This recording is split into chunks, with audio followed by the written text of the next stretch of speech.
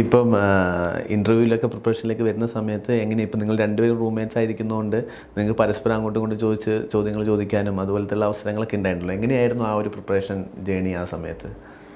ഞങ്ങൾക്ക് ഒരു interview peer group ഉണ്ടായിരുന്നു. അപ്പം നമ്മൾ എന്നും 7 to 8 അവരുടെ കൂടെ ഇരിക്കും, പിയർ മോക്ക് നടത്തും. അങ്ങനെയായിരുന്നു പ്രിപ്പറേഷൻ മുന്നോട്ട് പോയിട്ടുണ്ടായിരുന്നത്. പിന്നെ ഇടയ്ക്ക് നമ്മൾ കുറച്ചുകൂടെ പ്രാക്ടീസ് വേണമെന്ന് തോന്നുന്ന സമയത്ത് രണ്ടുപേരും റൂമിലിരുന്നിട്ട് അന്ന് നമ്മൾ ഈ പിയർ മോക്കിൻ്റെ സമയത്ത് നമ്മൾ ഡിസ്കസ് ചെയ്ത ക്വസ്റ്റ്യൻസ് ഒന്നും കൂടെ ഫ്രെയിം ചെയ്ത് നോക്കുമായിരുന്നു. പിന്നെ റാൻഡം ക്വസ്റ്റ്യൻസ് നമുക്ക് കിട്ടുന്നതനുസരിച്ച് അങ്ങോട്ടും ഇങ്ങോട്ടും ചോദിക്കും. അങ്ങനെ പ്രാക്ടീസ് ചെയ്തിട്ടുണ്ടായിരുന്നു. അത് നമ്മുടെ പിയർ ഗ്രൂപ്പ് സെയിം ആയിരുന്നു. Actually I all lot of my thanks to the peer group, because ആ ഒരു കൺസിസ്റ്റൻറ്റ് ഇംപ്രൂവ്മെൻറ്റ് കൊണ്ടുവരിക ആൻഡ് നമ്മുടെ പെർഫോമൻസ് കൺസിസ്റ്റൻ്റ്ലി ഇംപ്രൂവ് ചെയ്യുന്നുണ്ടെന്ന് അനലൈസ് ചെയ്യുന്നത് ഇവരാണ്. സോ അവർക്കപ്പോൾ മനസ്സിലാവും നമ്മുടെ പ്രോസ് ആൻഡ് കോൺസ്, അല്ലെങ്കിൽ നമ്മൾ എവിടെ മാറ്റം വരുത്തണം, ഇപ്പോഴും നമ്മൾ എന്തൊക്കെയാണ് മിസ്റ്റേക്സ് വരുത്തിക്കൊണ്ടിരിക്കുന്നത്. ആൻഡ് ആ ഒരു എനിക്ക് മോക്സ് ഇപ്രാവശ്യം ഞാൻ കുറവാണ് കൊടുത്തത്, പക്ഷേ ഇത് പിയർ ഗ്രൂപ്പ് ഡിസ്കഷൻ എനിക്ക് എപ്പോഴും കഴിഞ്ഞ പ്രാവശ്യം ഈ പ്രാവശ്യം ഹെൽപ്ഫുൾ ആയിട്ട് വന്നത് അത് തന്നെയായിരുന്നു. ആൻഡ് എൻ്റെ ഇൻ്റർവ്യൂ ആയിരുന്നു ഏറ്റവും last, but still they stick to with me. And എനിക്ക് മോക്ക് ഇൻ്റർവ്യൂസ് അവരെടുത്തുകൊണ്ടിരിക്കുമായിരുന്നു. 1-on-1 സെഷൻസ് ഇവരാരെങ്കിലും ഒക്കെ കാണും. സോ ടുവേർഡ്സ് ദി എൻഡ് അവരും കൂടെ ഉണ്ടായിരുന്നു. പിന്നെ അമൃതയ്ക്ക് ഓൾറെഡി കിട്ടിയത് സെയിം സാറിൻ്റെ ബോർഡായതുകൊണ്ട് അമൃത എൻ്റെ അടുത്ത് പറഞ്ഞായിരുന്നു അവർക്ക് കംഫർട്ടബിൾ ആക്കി ഇരുത്തുള്ളൂ. സോ എന്നെ അവിടെ ആ ബോർഡിൻ്റെ ഫ്രണ്ടിൽ കൊണ്ട് ഇരുത്തുമ്പോൾ എനിക്ക് ഇച്ചിരി സമാധാനമായി. കുഴപ്പമില്ലായിരിക്കും, അമൃത പറഞ്ഞത് കൊണ്ട് കുഴപ്പമില്ലായിരിക്കും എന്ന് പറഞ്ഞിട്ട്. അപ്പോൾ ഞാൻ കുറച്ച് കാമായിരുന്നു ആ ടൈമിൽ. ഞങ്ങൾ പിയർ ഗ്രൂപ്പിന് നമ്മൾ റിയലി ഗ്രേറ്റ്ഫുൾ ആണ് അവരുടെ അടുത്ത്.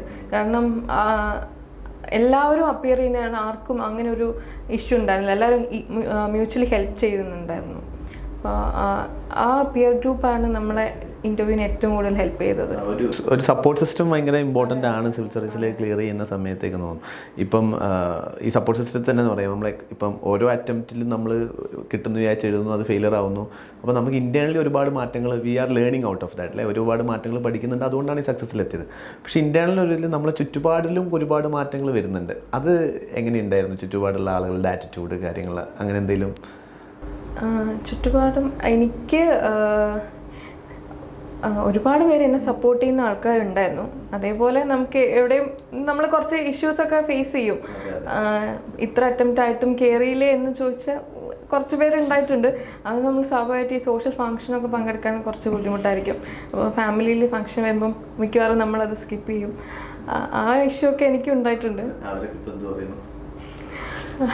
അതൊരു ഡിഫിക്കൽട്ട് ക്വസ്റ്റ്യൻ. എല്ലാവരും അപ്രീഷിയേറ്റ് ചെയ്തു. പിന്നെ അതൊക്കെ സ്വാഭാവികമാണ്. നമ്മൾ ഈ ലോങ് ടേം നമ്മൾ ഈ പ്രോസസ്സിൽ ഇരിക്കുമ്പോൾ ഇപ്പോൾ ഈവൻ എൻ്റെ പാരൻസിന് ഇനി ഇത് സാധിക്കില്ലേ എന്നുള്ളൊരു ഡൗട്ട് വന്നിട്ടുണ്ടായിരുന്നു. ആരെയും നമുക്ക് ബ്ലെയിം ചെയ്യാൻ പറ്റില്ല. ഇതൊരു ലോങ് ടേം പ്രോസസ്സാണ്. കുറേ അപ്സ് ആൻഡ് ഡൗൺസ് ഉണ്ടാവുമെന്ന് നമ്മൾ തന്നെ റിയലൈസ് ചെയ്യുക. പറഞ്ഞ പോലെ പ്രസംഗങ്ങളൊക്കെ പ്രിപ്പയർ ചെയ്ത് വെച്ചിട്ടുണ്ടാവുമല്ലോ. സ്കൂളിൽ പറയാനുള്ള പ്രസംഗം, കോളേജിൽ പറയാനുള്ള പ്രസംഗം, എൻ്റെ രോക്ഷം പുറത്ത് കാണിക്കാനുള്ള ആ രീതിയിലൊക്കെ നിങ്ങൾ പ്രസംഗമൊക്കെ പ്രിപ്പയർ ചെയ്ത് വെച്ചിട്ടുണ്ടായിരുന്നോ? പ്രിപ്പയർ ചെയ്യുന്ന സമയത്ത് പൊതുവേ എല്ലാ ആസ്പിരൻസും അങ്ങനെ ചെയ്യാറുണ്ട്.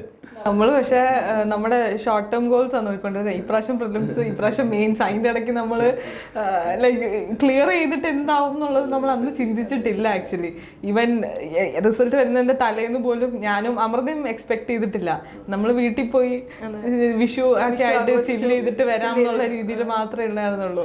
റിസൾട്ട് വന്നപ്പോഴാണ് ഭയങ്കര തിരക്കായതും ഒട്ടും ആ ഒരു കുറച്ച് അസറിയലായിരുന്നു ആ ഒരു മൊമെന്റ്സ്.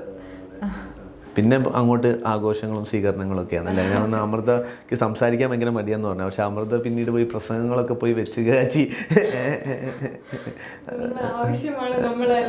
ചെയ്യിപ്പിക്കുന്നത് എന്നുള്ളത് മനസ്സിലാക്കിയില്ലേ. അപ്പം അതുപോലെ കർണാട്ടിക് സിംഗറാണ് ആക്ച്വലി. സിംഗർ എന്ന് പറയാൻ പറ്റില്ല. ഞാൻ കുറച്ച് കാലം പഠിച്ചിട്ടുണ്ട്. ആ സമയത്ത് സ്കൂളിലൊക്കെ യൂത്ത് ഫെസ്റ്റിവലിന് പങ്കെടുത്തിട്ടുണ്ടായിരുന്നു. പിന്നെ പ്രാക്ടീസൊക്കെ കുറഞ്ഞ് ഇപ്പോൾ ഒക്കെ കുറച്ച് പെർഫോം ചെയ്യാൻ ബുദ്ധിമുട്ടുണ്ട്.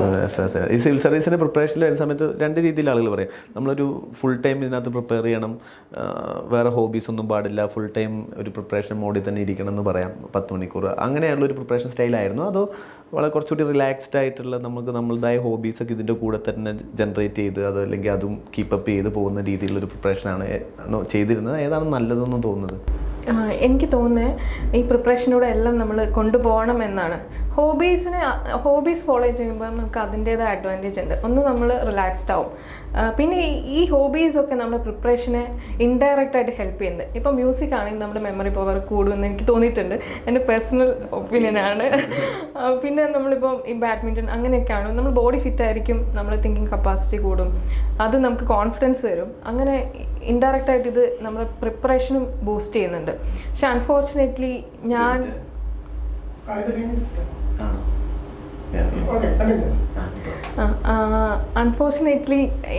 ഞാനൊരു അത്ര ഡിസിപ്ലിൻഡ് ആയിട്ടുള്ള ഒരു പേഴ്സൺ ആയിരുന്നില്ല. അപ്പം എൻ്റെ ഇനീഷ്യൽ ഒരു ധാരണ വെച്ചാൽ നമ്മൾ ഫുൾ ടൈം ഇരുന്ന് പഠിക്കണം എന്നാണ്. അതിൽ ഇപ്പോൾ എനിക്ക് റിഗ്രറ്റ് ഉണ്ട്. ഞാൻ അതും കൂടെ ഹോബീസും കൂടെ കണ്ടിന്യൂ ചെയ്യേണ്ടതായിരുന്നു എന്ന് എനിക്ക് ഇപ്പോൾ ഫീൽ ചെയ്യുന്നുണ്ട്. അങ്കിതേൻ്റെ ഒരു അഭിപ്രായം എന്താ അതിൽ? ഞാനും സെയിം അഭിപ്രായം തന്നെയാണ്. ഞാനും ഇതുപോലെ ഡിസിപ്ലിൻഡ് ആയിട്ട് പോകുന്ന ഒരാളല്ല. എന്ന് പറഞ്ഞാൽ ഇത്രയും പ്ലാനിങ്, ഇത്രയും കൊണ്ട് പഠിക്കണം അങ്ങനെയല്ല. ആൻഡ് ഞാൻ റിലീജിയസ്ലി ഞാൻ വീട്ടിലുള്ളപ്പോൾ എന്തായാലും ഞാൻ ആക്റ്റീവ്ലി ഹോബീസൊക്കെ എൻ്റെ ചെയ്യുമായിരുന്നു. പിന്നെ ട്രിവാൻഡ്രത്ത് വരുമ്പോഴാണ് ഇച്ചിരി ബ്രേക്കിങ്ങിന് വന്നിട്ടുള്ളത്. അത് പ്രോബബ്ലി മെയിൻസ് ആൻഡ് ഇൻ്റർവ്യൂവിൻ്റെ സമയം. അപ്പം നമ്മൾ ഫുൾ ടൈം ഡെഡിക്കേറ്റ് ചെയ്യുന്നത് കൊണ്ട് ആണ്. പക്ഷേ ഹോബീസ് വേണം. ഈവൻ ഡാഫിൽ വെക്കാനാണെങ്കിലും നമ്മളത് കൺവിക്ഷനോടെ പറയണം that this is the hobby that we are doing. And അവർ ക്വസ്റ്റ്യൻ ചോദിക്കുമ്പോൾ അവർക്ക് മനസ്സിലാവും if we are really attracted to this hobby, നമ്മളത് ആക്റ്റീവ്ലി ചെയ്യുന്നുണ്ടോ എന്നുള്ളത് അവരും ചോദിക്കും. സോ ആൻഡ് ഐ തിങ്ക് അങ്ങനെ ഒരു അഡ്വാൻറ്റേജ് ഉണ്ടാവും. So it's really good that you build A hobby during this hobby കൂടെ കൊണ്ടു നടക്കാന്നുള്ള ശരിക്കും ആക്ച്വലി പ്രിപ്പറേഷന്റെ ഭാഗം തന്നെ. ഹോബിയിൽ നിന്ന് ക്വസ്റ്റ്യൻ ചോദിച്ചിട്ടുണ്ടായിരുന്നു. ഹോബി മാത്രമല്ല, എനിക്ക് തോന്നുന്നു നമ്മുടെ ഹെൽത്ത്, ഈവൻ മെന്റൽ ഹെൽത്ത് നമ്മൾ നന്നായിട്ട് ശ്രദ്ധിക്കണം എന്ന് എനിക്ക് അത് പറഞ്ഞപ്പോഴാണ് എനിക്ക് തോന്നുന്നത് ഈ ഒരു 5 വർഷത്തിൻ്റെ ഇടയിലുള്ള മെൻ്റൽ ഹെൽത്ത് കീപ്പപ്പ് ചെയ്യുക എന്ന് പറയുന്നത് വളരെ ഇമ്പോർട്ടൻ്റ് ആയ കാര്യമാണ്. എങ്ങനെ what was that single point of happiness? ആ ഒരു പോയിന്റ് ഓഫ് ഹാപ്പിനെസ് എന്തായിരുന്നു, അല്ലെങ്കിൽ ആ ഫിലോസഫി ഓഫ് ഹാപ്പിനെസ് എന്തായിരുന്നു ഡ്യൂറിങ് പ്രിപ്പറേഷൻ? അത് ഞാൻ പറയും, എൻ്റെ ഫ്രണ്ട്സാണ്. എനിക്കൊരു ഫ്രണ്ട്സ് സർക്കിൾ വന്നപ്പോഴാണ് ഞാൻ റിലാക്സ്ഡ് ആയി. ഇപ്പം എന്തെങ്കിലും ഇഷ്യൂ ഉണ്ടെങ്കിൽ അവരോട് കുറച്ച് ടൈം സ്പെൻഡ് ചെയ്യും, സംസാരിക്കും. അപ്പം നമ്മൾ റിലാക്സ്ഡ് ആവും.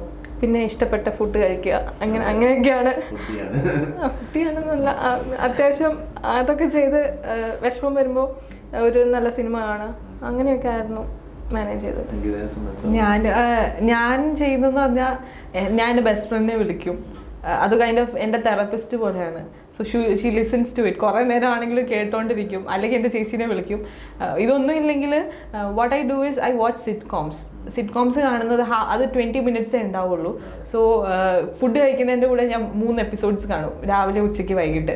So sitcoms really makes me relax. ആ ഒരു കോമിക് ടൈമിങ്ങും എൻ്റെ ആ ഒരു ഹാപ്പിനെസ്സും ഒരു ഫണ്ണി മൊമെൻറ്റ്സ് ഒക്കെ നമുക്ക് അതിനകത്തൊന്നും കിട്ടുമല്ലോ. സോ അതൊക്കെ എനിക്ക് ഭയങ്കര റിലാക്സിങ് ആയിരുന്നു. ഈ പ്രിപ്പറേഷനിൽ വരുമ്പോൾ രണ്ടുപേരും പ്രിലിംസിൽ ആദ്യം അറ്റംപ്റ്റ് കൊടുത്തു. പക്ഷേ രണ്ടുപേർക്കും പ്രിലിംസ് ക്ലിയർ ചെയ്യാൻ പറ്റിയില്ല. പക്ഷേ പിന്നീട് പ്രിലിംസ് ക്ലിയർ ചെയ്തു. ഇടയിൽ വീണ്ടും പ്രിലിംസ് ക്ലിയർ ചെയ്യാൻ പറ്റാത്ത അറ്റംപ്റ്റ് വന്നിട്ടുണ്ട്. So throughout the journey പ്രിലിംസിൽ നിന്ന് എന്ത് ചെയ്യരുതെന്നാണ് ആക്ച്വലി പഠിച്ചിട്ടുള്ളത്. പിന്നെ ഒരുപാട് വേയിൽ ആക്ച്വലി പ്രിലിംസ് പാസ്സാവും. So what is more important I think എന്ത് ചെയ്യരുതെന്നുള്ളത് മനസ്സിലാക്കുക എന്നുള്ളതെന്ന് തോന്നുന്നു. എന്ത് ചെയ്യരുതെന്നാണ് തോന്നിയിട്ടുള്ളത്? ഓവറായിട്ട് റിസോഴ്സസിൻ്റെ പുറകെ പോകുന്നത് ഭയങ്കര ബുദ്ധിമോശക്കേടാണ്.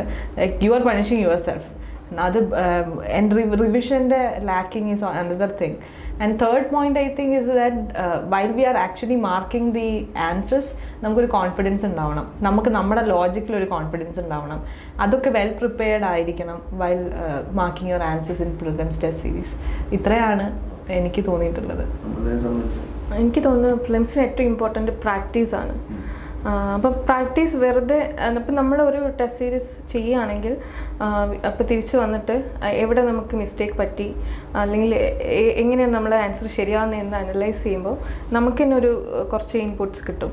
അത് അടുത്ത ടെസ്റ്റിൽ അപ്ലൈ ചെയ്യുക. അങ്ങനെ നമ്മളൊരു മെൻ്റൽ എഫേർട്ട് അതിലിടണം എന്നാണ് എനിക്ക് ഫീൽ ചെയ്തത്. ക്വസ്റ്റ്യൻ ചെയ്യൽ മാത്രമല്ല, അത് ചെയ്ത് കഴിഞ്ഞിട്ട് അതിൻ്റെ അനാലിസിസിലാണ് കുറച്ചുകൂടി ഇമ്പോർട്ടൻസ് കൂടുതലെന്ന് തോന്നുന്നു. നമുക്ക് എങ്ങനെയാണ് തെറ്റ് പറ്റിപ്പോയെന്നൊക്കെ രീതിയിൽ.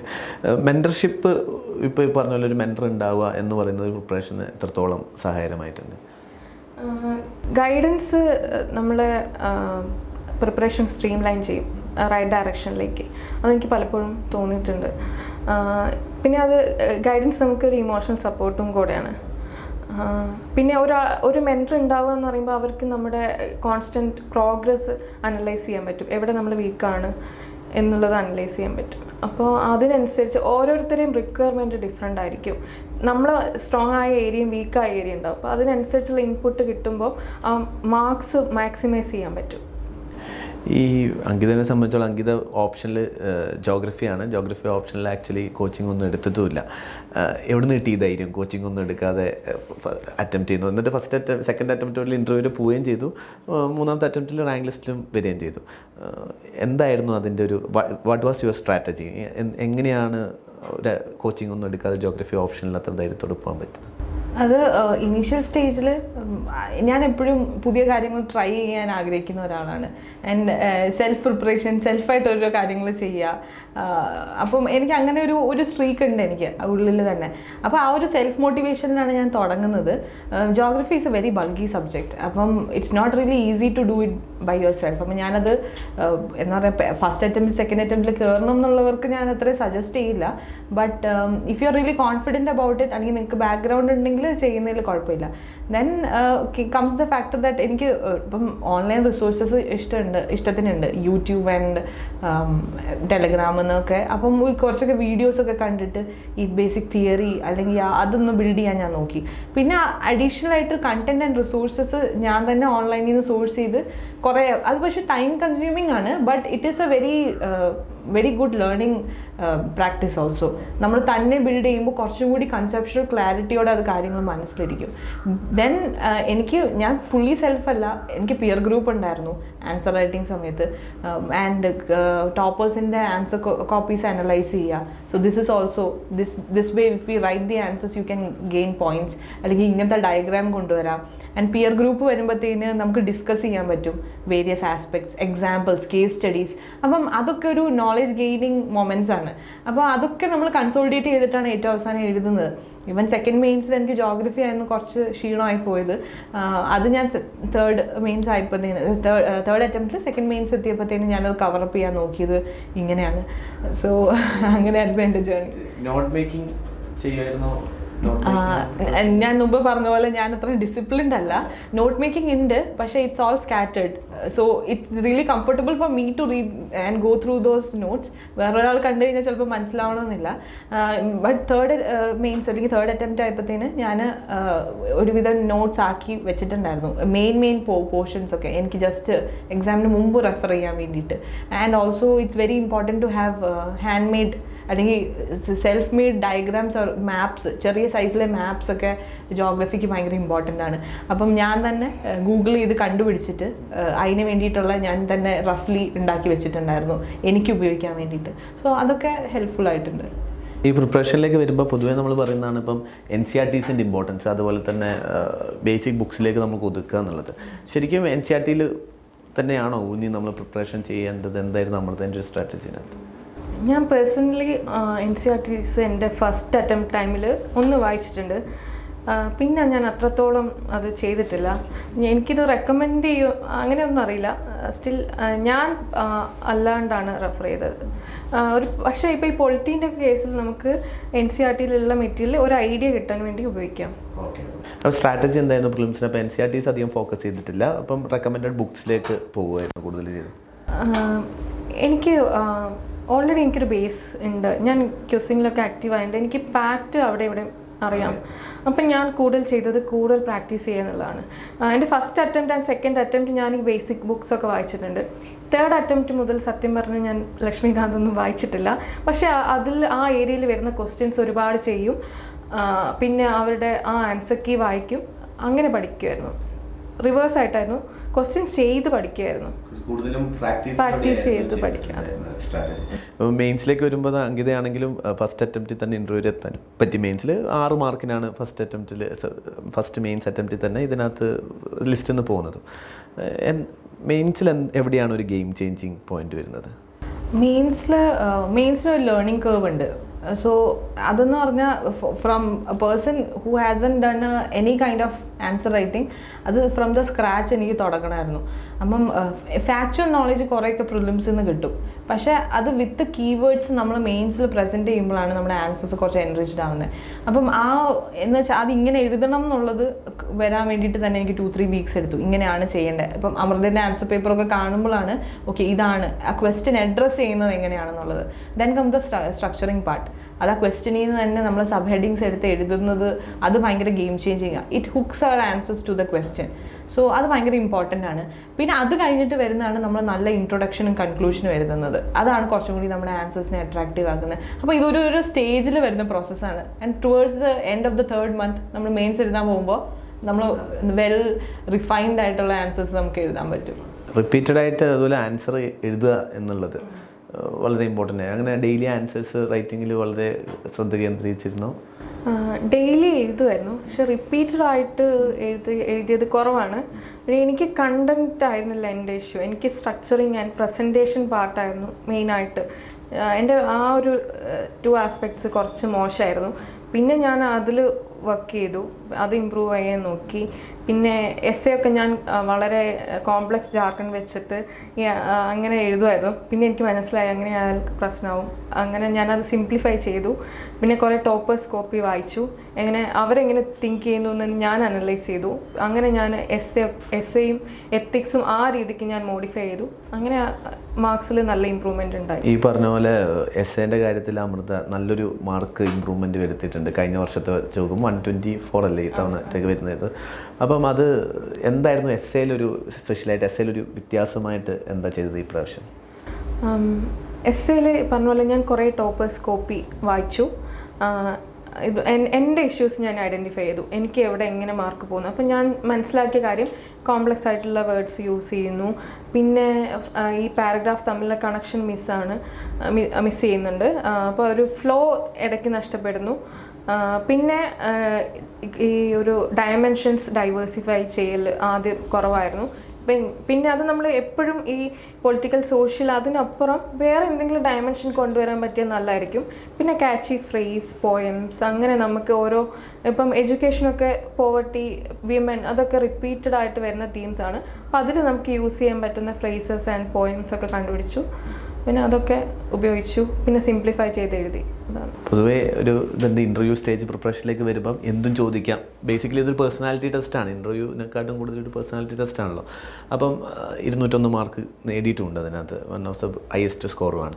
അപ്പം എന്താണ് ഒരു UPSC ഇൻ്റർവ്യൂവിൻ്റെ ഡിമാൻഡായിട്ട് അങ്കിതയ്ക്ക് തോന്നിയിട്ടുള്ളത്? എന്താണ് എനിക്ക് തോന്നിയിട്ടുള്ളത്, നമ്മൾ എന്ത് ആൻസർ പറയുന്നു എന്നുള്ളത് ഡസൻറ്റ് മാറ്റർ, ബട്ട് നമ്മുടെ തോട്ട് പ്രോസസ്സ്, നമ്മുടെ ബേസിക് വാല്യൂസ് എങ്ങനെയാണ്.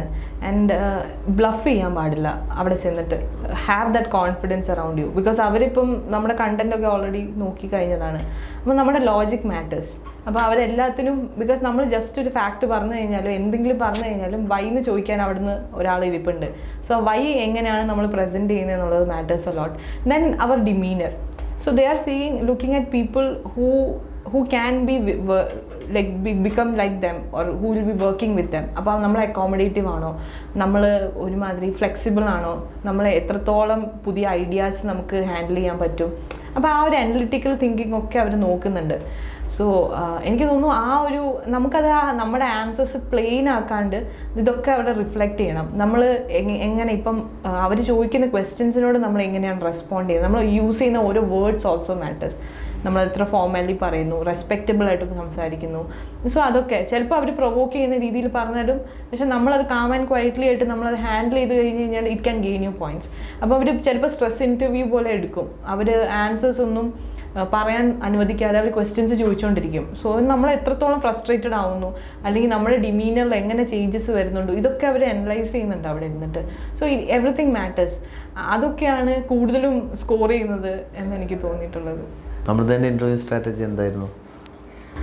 എനിക്ക് ഇൻ്റർവ്യൂവിൽ അങ്ങനെ പ്രത്യേകിച്ച് സ്ട്രാറ്റജി ഉണ്ടായിരുന്നില്ല. അപ്പം എനിക്ക് സംസാരിക്കാൻ ബുദ്ധിമുട്ടുണ്ട് എന്നുള്ളൊരു തോട്ട് എനിക്കുള്ളതുകൊണ്ട് ഞാൻ മാക്സിമം എനിക്ക് സംസാരിക്കാനുള്ള ഓപ്പർച്യൂണിറ്റീസ് ഞാൻ തന്നെ ഉണ്ടാക്കി. കുറേ 1-on-1s അറ്റൻഡ് ചെയ്തു, മോക്ക് ഇൻ്റർവ്യൂ അറ്റൻഡ് ചെയ്തു. പിന്നെ പിയർ ഗ്രൂപ്പായിരുന്നു മെയിനായിട്ട് ഡിപ്പെൻഡ് ചെയ്തത്. അപ്പം ഫ്രെയിം ചെയ്യാൻ പറ്റാത്ത ആൻസറൊക്കെ ഞാൻ ബാക്കിയുള്ള ആൾക്കാരെ കൊണ്ട് പറയിപ്പിക്കും. എന്നിട്ട് ഇത് എനിക്കിങ്ങനെ അതെ അതെ. ബാക്കി പിയർ ഗ്രൂപ്പിലുള്ള അങ്കിതയും ബാക്കി നമ്മുടെ ഫ്രണ്ട്സും അപ്പം ഞാൻ ഡെയിലി എനിക്ക് കിട്ടിയ ടഫ് ക്വസ്റ്റ്യൻസ് ഈ 1-on-1 കിട്ടിയത് ഞാൻ അവിടെ പോയിട്ട് ഈവന് അവരുടെ അടുത്തൊക്കെ ചോദിക്കും. അപ്പോൾ അവരെ ആൻസർ പലപ്പോഴും വളരെ ബെറ്റർ ആയിരിക്കും. അപ്പം ഞാൻ അതിൽ നിന്ന് പഠിക്കും. അങ്ങനെയായിരുന്നു. ഇതിൽ രണ്ടുപേരും ഇൻ്റർവ്യൂവിന് മുമ്പ് ഈ രണ്ടുപേരും റൂംമേറ്റ്സ് ആണ്. അപ്പം രണ്ടുപേർക്കും അറിയാം ഇത് എല്ലാവർക്കും കിട്ടണമെന്നില്ല, പോകുന്നവർക്കല്ലാതെ. അപ്പോൾ ഏതെങ്കിലും ഒരു മൊമെൻറ്റിൽ ഓക്കെ അങ്കിതയ്ക്ക് കിട്ടും, എനിക്ക് കിട്ടില്ല, അപ്പം ഞാൻ എന്ത് ചെയ്യും, അല്ലെങ്കിൽ അമൃതയ്ക്ക് കിട്ടും, എനിക്ക് കിട്ടില്ല, അങ്ങനെ നമ്മൾ പുറത്ത് പറയില്ലെങ്കിൽ ഇൻറ്റേർണലി ആ ഒരു ഫിയർ ഉണ്ടായിട്ടുണ്ടായിരുന്നോ? ലൈക്ക് എങ്ങനെയായിരുന്നു അതൊരു? അത് പക്ഷേ ഇങ്ങനെ ഉണ്ടായിട്ടുണ്ട്, തോന്നിയിട്ടുണ്ട്. അമൃത എൻ്റെ അടുത്ത് പറഞ്ഞിട്ടുണ്ട്, മിക്കവാറും നീ കയറും, നീ കയറും. അതെ. അപ്പോൾ പക്ഷെ അങ്ങനെ പറയുമ്പോഴും അയ്യോ അപ്പോൾ അങ്ങനെ ആയാലോ എനിക്കൊരു പേടി ഉണ്ടായിരുന്നു. അപ്പം അതുകൊണ്ട് കൂടി ഞാൻ വിചാരിച്ചു വീട്ടിലിരിക്കാം. ബിക്കോസ് എൻ്റെ ഒരു ഞാനിപ്പോൾ ഡിസപ്പോയിൻറ്റഡ് ആയാലും അവരുടെ ഹാപ്പിനെസ്സിന് മങ്ങ വരാൻ പാടില്ല, മങ്ങല വരരുതെന്ന് എനിക്കുണ്ടായിരുന്നു. അപ്പം ഭാഗ്യത്തിന് അത് വേറൊരാളെ ആശ്വസിപ്പിക്കുന്നത് ആ ഒരു മൊമെന്റിൽ സത്യത്തെ ആശ്വസിപ്പിക്കാൻ പറ്റില്ല നമുക്ക്. അതെ, അത് ഭയങ്കര ബുദ്ധിമുട്ടാണ്. നമ്മൾ എന്ത് പറഞ്ഞ് ആശ്വസിപ്പിക്കുമെന്ന് നമുക്ക് മനസ്സിലാകത്തില്ല. എനിക്ക് ലാസ്റ്റ് ഇയർ എൻ്റെ ഫ്രണ്ട്സും അതുപോലെ ബുദ്ധിമുട്ടിയിട്ടുണ്ട്. ഇന്റർവ്യൂ എനിക്ക് കയറാൻ പറ്റാത്തപ്പം അപ്പോൾ എൻ്റെ അടുത്ത് എന്ത് പറയണമെന്ന് അവർക്കറിയില്ല. ബിക്കോസ് ഈ ഒരു എൻഡ് മൊമെന്റ് വരെ എത്തിയതല്ലേ. അപ്പം പിന്നെ ഞാൻ അതുകൊണ്ട് എനിക്ക് ആ ഒരു അനുഭവം ഉള്ളത് കൊണ്ട് ഞാൻ നമ്മൾ രണ്ടുപേരും മെന്റലി പ്രിപ്പയർഡ് ആയിരുന്നു എന്ത് സിറ്റുവേഷൻ വന്നാലും ഫേസ് ചെയ്യാൻ. നമ്മൾ വീട്ടിൽ റിസൾട്ട് വരുന്ന സമയത്ത് രണ്ടുപേരുടെ വീട്ടിലായിരുന്നു. അങ്ങനെ മെന്റലി പ്രിപ്പയർഡ് ആയിരുന്നു. റിസൾട്ട് ആദ്യം അറിഞ്ഞ ആരാ ഇതിനകത്ത്? രണ്ട് സ്ഥലത്തായതുകൊണ്ട് അത് അറിഞ്ഞിട്ടില്ല. അമൃതയ്ക്ക് സത്യം പറഞ്ഞാൽ നമ്മൾക്ക് സംസാരിക്കാൻ പറ്റുന്ന 2-3 hours കഴിഞ്ഞിട്ട് അമൃത വിളിക്കുമ്പോഴാണ് ഞങ്ങൾ സംസാരിക്കുന്നത്. എനിക്ക് എൻ്റെ ഒരു ഫ്രണ്ട് വിളിച്ച് പറയുകയാണ് ചെയ്തത്.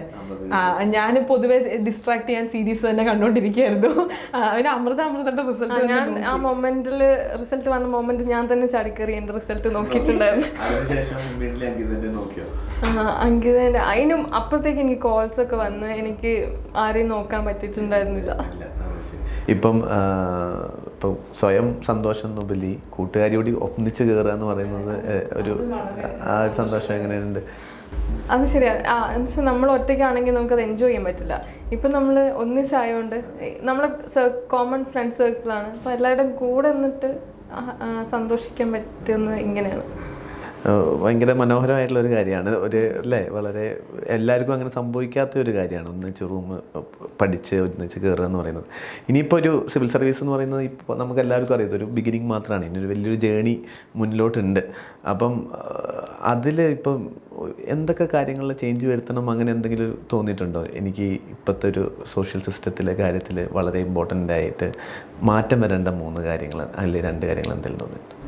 എനിക്ക് തോന്നിയിട്ടുള്ളത് I mean through out this journey mental health is very important. And പൊതുവെ ആൾക്കാർ even people who are suffering from it they are in denial, അല്ലെങ്കിൽ അവരുടെ പാരൻസ് അവർക്കൊരു സപ്പോർട്ടില്ല. സോ ആ ഒരു മെൻറ്റാലിറ്റി മാറാൻ വേണ്ടിയിട്ടുണ്ട്. സോ ആ ഒരു സോഷ്യൽ ചേഞ്ച് വരണം. എനിക്ക് പിന്നെ നേരത്തെ തന്നെ തോന്നിയിട്ടുള്ളത് ഗേൾസിനുള്ള ഓപ്പർച്യൂണിറ്റീസ് കുറവാണ്. And I am also very much supporting of the environment and ആ കൺസർവേഷൻ. ആൻഡ് ഇപ്പോൾ സിവിൽ എഞ്ചിനീയറിംഗ് ആയതുകൊണ്ട് എനിക്ക് പൊതുവേ തോന്നിയിട്ടുള്ളത് നമ്മുടെ അർബനൈസേഷൻ ആണെങ്കിലും അർബൻ പ്ലാനിങ്ങിലാണെങ്കിലും നമ്മൾ എൻവയൺമെൻറ്റിനെ കൺസിഡർ ചെയ്യുന്നത് ഭയങ്കര കുറവാണ്. So even through out my preparation also നമ്മളിത് സൊല്യൂഷൻസ് ആയിട്ട് പല കാര്യങ്ങളും നമ്മൾ പേപ്പറിൽ എഴുതി വെക്കാറുണ്ട്. സോ എനിക്ക് സ്ട്രോങ്ലി തോന്നിയിട്ടുള്ളത് അതിലൊക്കെ കുറേ changes as the civil services as a platform we can bring a lot of change. and അത് ആക്റ്റീവ്ലി എനിക്കും കൊണ്ടുവരണമെന്ന് ഭയങ്കരമായിട്ടും തോന്നിയിട്ടുള്ളതാണ്. അമൃതയെ സംബന്ധിച്ചോളം എന്താണ്? എനിക്കിങ്ങനെ ഒരു പ്രയർ പ്ലാനിങ് ഒന്നുമില്ല. ഞാൻ വിചാരിക്കുന്നത് നമ്മൾ കോൺസ്റ്റൻ്റ് ആയിട്ട് പഠിക്കണം, ഒരു ഇനീഷ്യേറ്റീവ് എടുക്കാനുള്ള ഒരു മെൻറ്റാലിറ്റി വേണം, ഡൈനാമിക് ആയിരിക്കണം. പിന്നെ ഈ ഒരു രീതിയിൽ ട്രെയിനിങ് നമ്മൾ സെൽഫ് ട്രെയിനിങ് വേണം.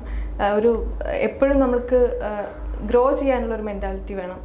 ഈ ഒരു സിവിൽ സർവീസിൽ പഠന സമയത്ത് നമ്മൾ ലേൺ ചെയ്തിട്ടുള്ള എന്തെങ്കിലും ഒരു one learning which you think that you know ഇനിയുള്ള ജീവിതത്തിൽ I wanted to keep up that particular thought, അങ്ങനെ എന്തെങ്കിലും ഉണ്ടായിട്ടുണ്ടോ?